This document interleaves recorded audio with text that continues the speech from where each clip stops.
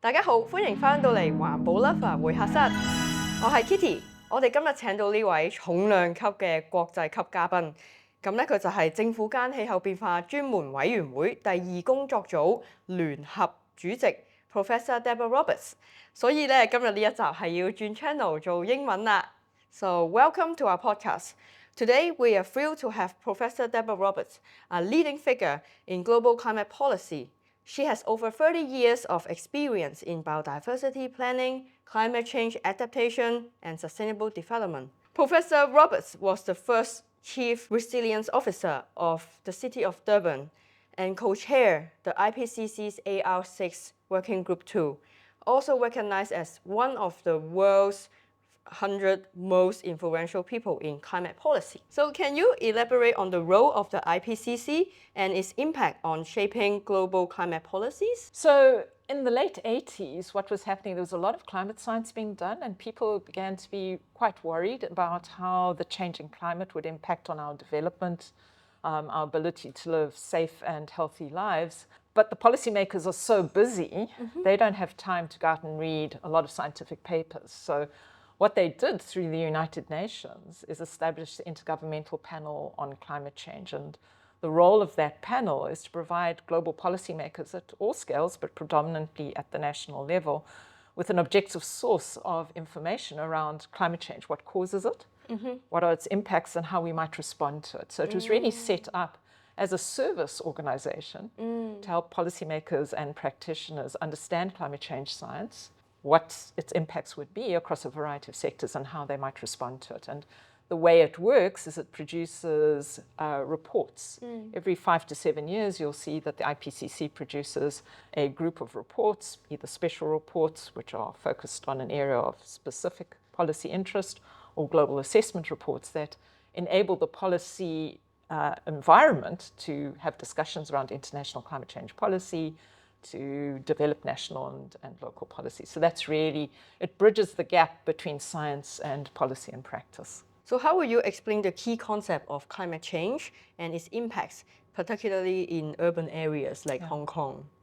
So the easiest way to describe climate change is because of our activities and the industrial revolution that the world has gone through, we've used a lot of fossil fuels. So we've used oil, and we use coal, and we use gas. And effectively, by using those materials, we create a gas called carbon dioxide. That goes into the atmosphere, and what that does is it forms like a very thick blanket around the Earth that traps the heat and makes the Earth warmer. And now the problem with carbon dioxide is it can stay in the atmosphere for several hundred, maybe even thousands of years. And so effectively what's happened is we've put a very thick and thickening blanket around the Earth, and it's getting warmer. Contributing to that too is the fact that we've also been clearing natural vegetation, which is a great store of carbon. So usually the natural vegetation would suck the carbon out the atmosphere through the process of photosynthesis, but we're clearing forests and wetlands and grasslands, so that's also releasing carbon as well. So the Earth is heating, and the challenge for us is our entire development path and civilization has grown up in a period of very stable climate on the planet. So about 11,000 years ago, the last ice age ended, the last glacial period. And we moved into this stable, warm period, which allowed us to begin to cultivate crops. It allowed us to keep livestock. It allowed us to start building cities. And with cities came the ability to develop civilization and pass on knowledge. So our entire civilization, our industry, our farming are all linked to this very stable, warm climate that we've been in. And unfortunately, because we're now heating the Earth, it's destabilizing the Earth. So we're experiencing more extreme events. They're becoming more frequent. It's becoming harder to grow those crops. Our cities are experiencing extreme heat, which is impacting our infrastructure, experiencing more floods. We see the fires in Los Angeles at the moment. So it's destabilizing the very stable climate that our civilization has evolved in. And that's the real challenge for us, is it's now putting enormous pressure on our society, on our economy, which is making it very difficult for us to manage.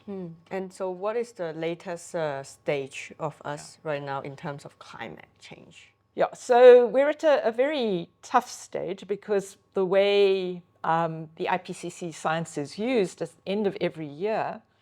About 200 governments come together in meetings we refer to as Conference of the Parties or COPs to negotiate international climate policy. And probably the most important of those meetings happened in 2015 in Paris.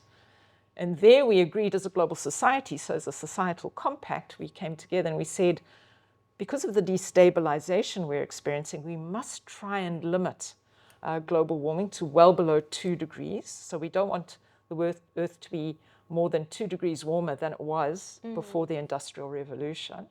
But ideally, because many people are poor and vulnerable, we want to try and keep that towards 1.5. So that's a bit of an aspirational element in the Paris Agreement. The unfortunate thing is to achieve that, we've got to stop burning those fossil fuels, the things that create the carbon dioxide, that create the very thick warming atmosphere around that, and we haven't acted ambitiously enough on that. So the latest science, and in fact, just this last Friday, Copernicus, which is the climate service of the European Union, backed up by the World Meteorological Organization, the WMO, announced that 2024 was the warmest year on record. 2023 was not as hot, but certainly in that realm. And for the first time in a year, we passed that aspirational element of 1.5 degrees of global warming. So why is that significant? It's significant because the science has shown us that when we cross 1.5, the world begins to experience irreversible change. So we've only crossed it for 1 calendar year now, but it does suggest a trend, and that we might not meet that goal. And that goal, we will measure 1.5 over an average of 20 years. So we've got 1 year in the bag. So that suggests we're going to move into a time of increased stress, increased frequency and intensity of extreme events. And all the indications are we're not going to move fast enough to stop us crossing those key goals. And so we will put at risk the important biodiversity that we depend on to thrive and survive, and that underpins our economies. It's possible that some areas of the world may become very difficult to live in. It may simply become too hot outside to work, to have livestock outside. It will change rainfall patterns. It will increase the frequency of extreme events. And I know Hong Kong, just the discussions we've been having while I've been here, already knows what those extreme events are like. The extreme rainfall and flooding, that's going to become more frequent. And so we are entering into an era now where we have to think more purposefully how we manage these ongoing crises, and how we ensure that in managing those, we are treating people equally. So we need to think particularly about the poor and vulnerable in the world, because they are going to be most affected. So we're setting up a very challenging time in the future for ourselves. Since this time, you are in Hong Kong for a Nature-Based Solution Conference organized by TNC and Civic Exchange. So what do you think in the future, the role that the nature-based solution can play in terms of climate adaptation? If we look at the current science, the use of our ecosystems to reduce risk, to reduce temperatures, to reduce the peaks of flood, we know that using nature is very important. So nature-based adaptation, nature-based solutions, ecosystem-based adaptation are really important responses to the current level of risk. And so that makes us think in new ways about how we plan and manage cities. We've got to integrate green and blue areas more effectively into our cities. As the risk increases, we'll probably have to increase the blue and green expanse. The challenge will come, though, as the world warms, because the current science suggests that not only will we cross 1.5, we could cross 2, we may even reach 3. We know that some of these ecosystems, so things like the coastal wetlands, the mangroves, the warm water corals, the rainforest, the mountain and polar ecosystems, they will become further at risk, more vulnerable, and could go extinct. So while nature-based solutions are incredibly valuable to us now, we need to think more carefully about how we manage nature going into the future, because it will be at greater risk.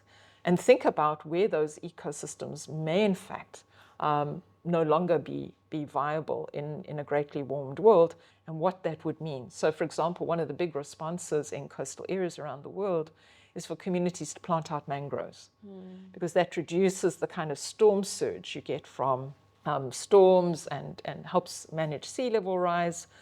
But if the mangroves can't survive in a changed climate, what do we do then? So there are new and difficult questions we need to be thinking about, which should encourage us to really try and reduce the level of greenhouse gases going into the atmosphere, so we minimize the loss of the nature-based solutions, because they are the most resilient, they're the most cost-effective, they create well-being, particularly in our urban areas. And so I think there's we're sending up an urgent flare that now is the time to be working across a number of fronts, really ambitious mitigation, using nature to help us adapt, but also thinking about this future where some of those services from nature may no longer be available to us. So what kind of advice will you give to young climate advocates for the climate mitigation? What can they do? So there's a number of things or roles that I believe the youth can play. The first is helping raise awareness around the need to tackle climate change. And in fact, it's a global experience. If you educate the youth in our household, that helps educate the parents. And if you educate the parents, you can influence the decision makers. The grandparents. The grandparents, absolutely. So I think, the ability to raise societal awareness, and I mean, the access to social media now means that can be used for good, to spread messages, to increase awareness of this. I also think it's very important for youth to engage leadership and to talk to them about their aspirations for the future. So I think that's an important level of community engagement. But you can also get very involved at the grassroots level, So I've seen in cities around the world where youth clubs come together because they recognize the importance of nature in their cities, and they take ownership of particular areas. They help manage it, they help clear alien invasive plants, they help restoration work in those particular areas. So it's a kind of learning by doing example. So I think there are a number of things: raising awareness, raising your concerns within your sphere of influence, be that family or decision makers in your cities or in your rural areas, but also getting involved in your community.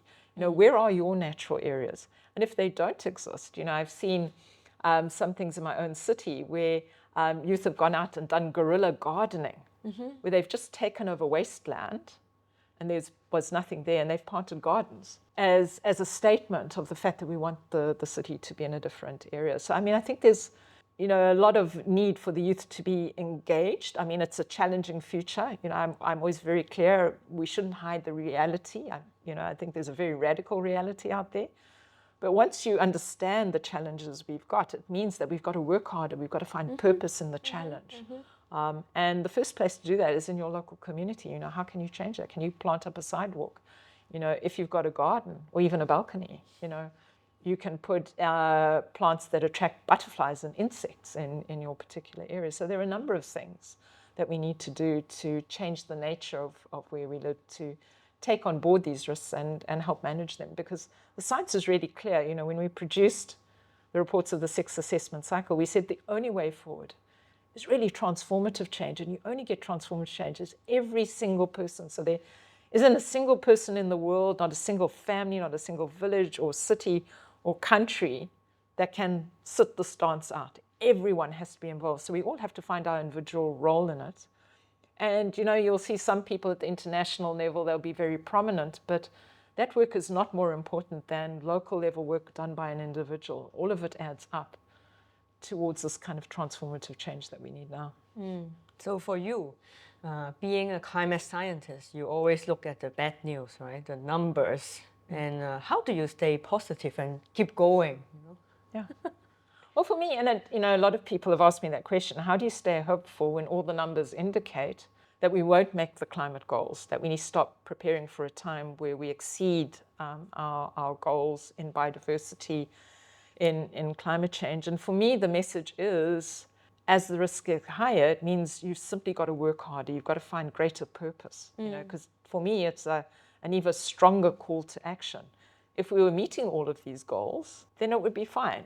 We could have a more relaxed life. But for me, it's a really strong call to action to work even harder, because the hurdles we have to cross are even higher now. And so for me, I take strength from the fact that working hard at least keeps momentum running. It keeps awareness being raised, it keeps action happening. And I reckon as long as we're putting one foot in front of the other, that's an important level of momentum to sustain.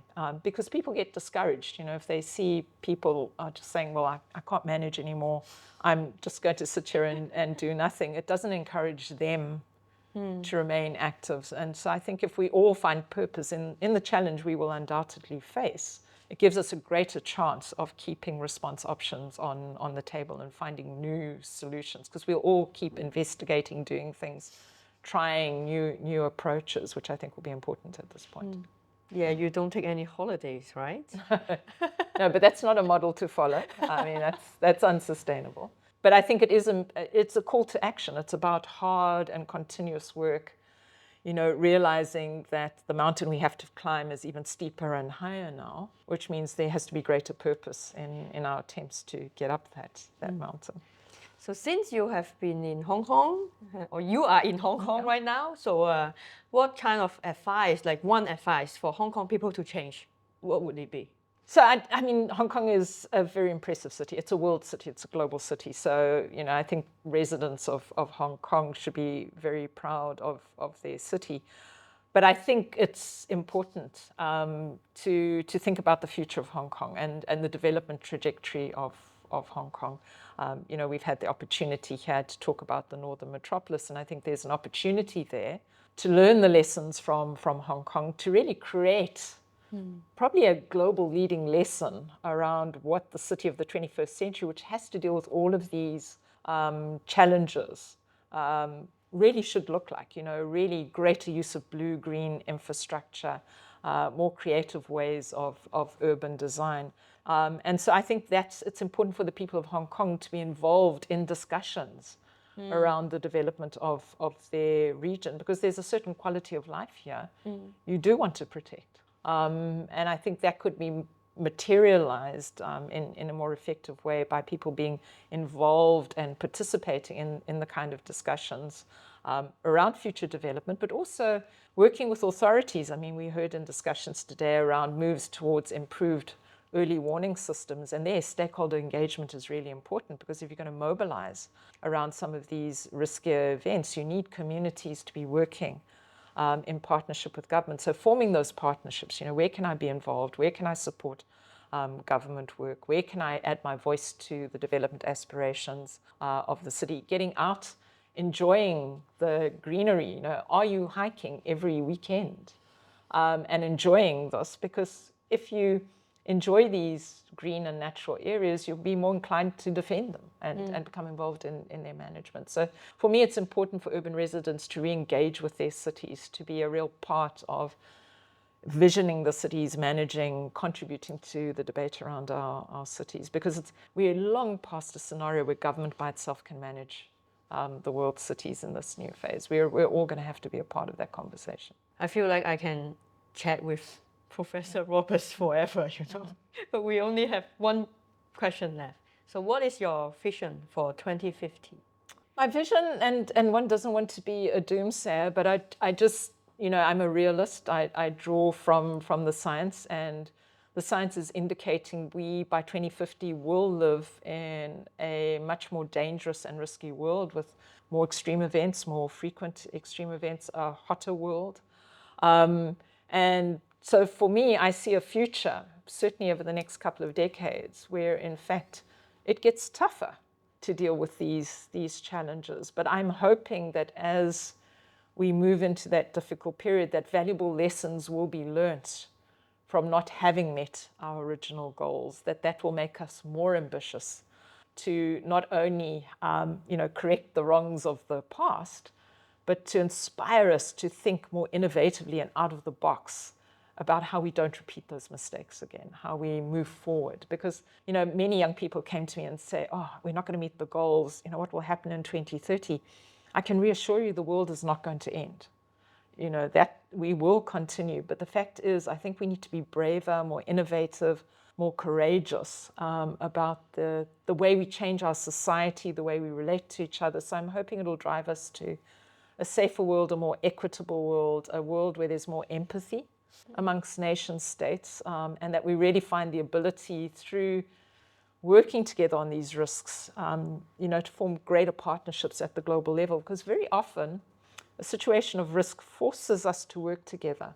And I think we might learn valuable lessons then. So I see a riskier future, but I'm thinking it might be the crucible that really forges us into a global society that learns to respect each other, work together, value each other, and be more empathetic with one another going forward. So I'm hopeful on that score. Great. Yeah, we should all be hopeful and get back to work. Absolutely. That's the message, Kitty, is we've all got to be working really hard. If anyone takes home a message, get back to work. Yeah, get back to work. Okay, so I have learned so much these few days, actually, being with Debra, Professor Roberts. I really, truly thank you. Yeah. I feel really thankful because you answer a lot of questions that I have on my mind all the time. So yeah, thank you so much. And so for you guys, if you guys like this episode, remember to like, share, comment, save, subscribe our channel. And so see you next time. Bye. Thank you so much. Excellent.